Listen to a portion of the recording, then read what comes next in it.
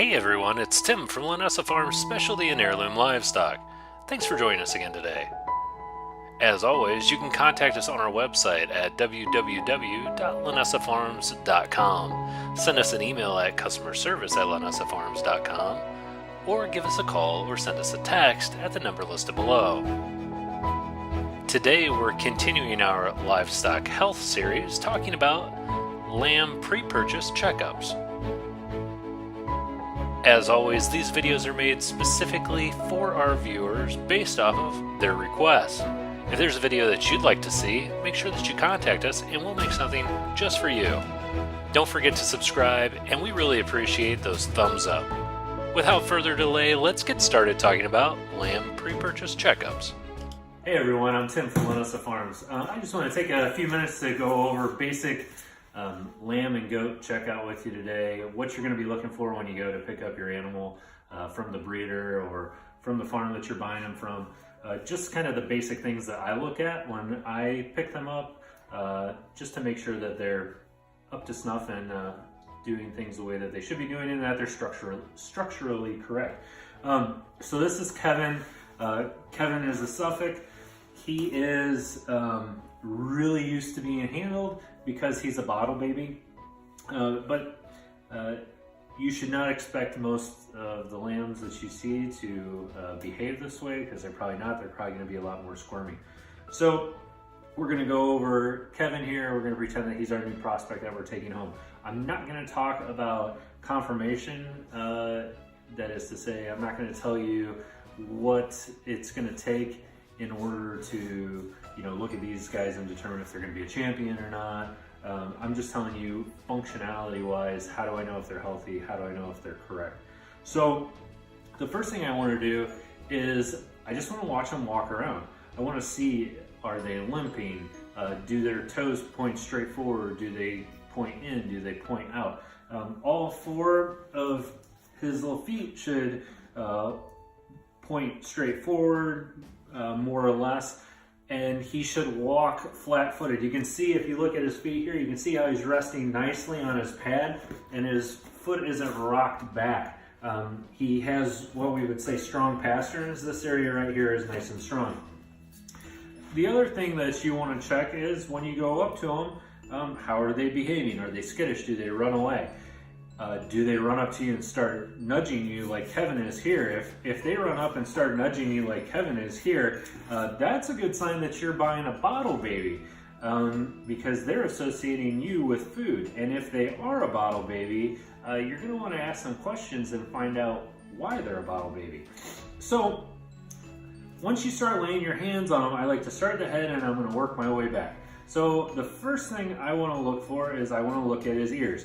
And I want to look at the front of his head. Is it symmetrical?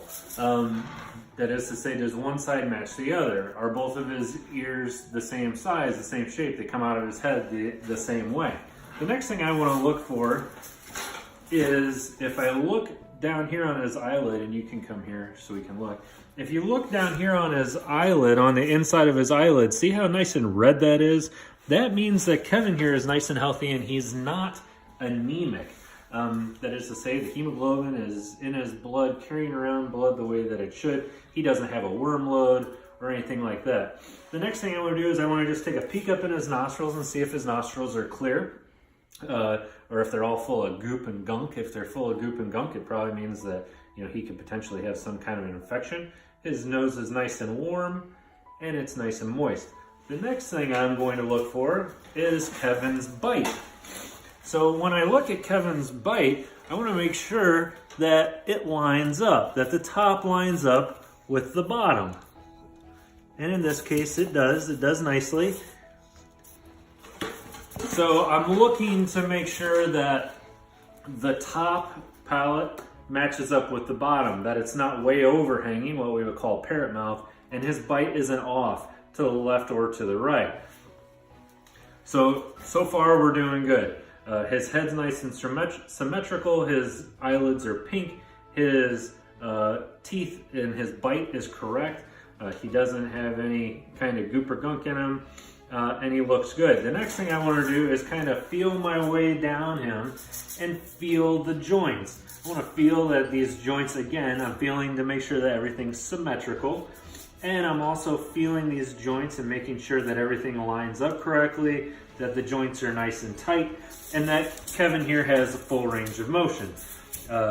He can bend his legs appropriately, and nothing is happening that's popping, cracking, or making him uncomfortable. And again, I'm looking at the feet to make sure that the pads or the soles of his feet sit flat on the ground and his feet aren't rocked back. He's not resting on the back of his pastures. I want to feel across the rib cage. So rib cage tells me a lot about Kevin's overall body condition. When I feel Kevin's ribs right in this area, it should feel like the top of my hand. So what I like to tell people is, here buddy, come on up here. So what I like to tell people is that it should feel like this area of your hand right here.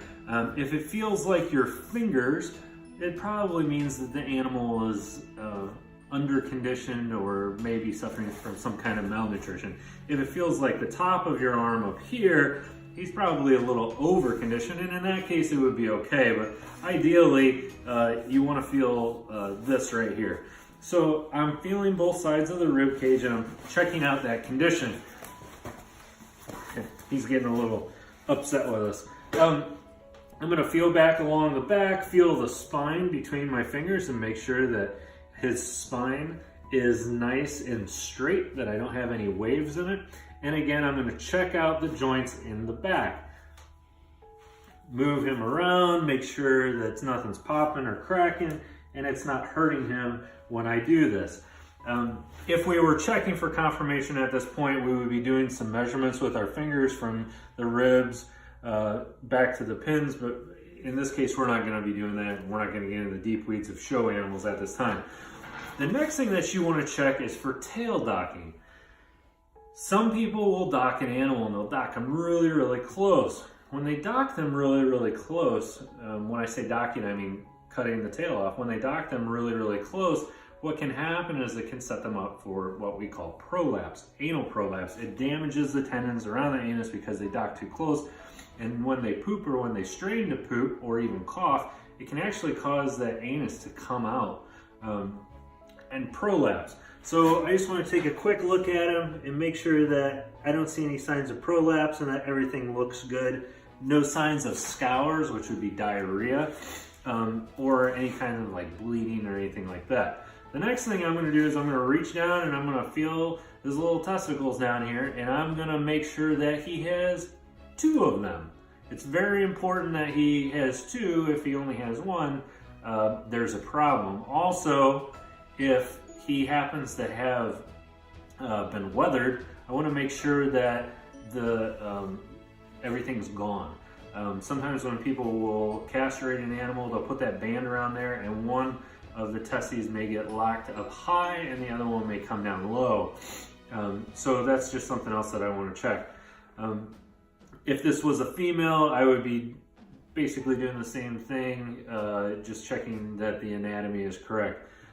Last but not least, I want to check their teat structure. And so on lambs especially, they should ideally just have 2 teats. No more, no less. And this is especially important when you're checking your females.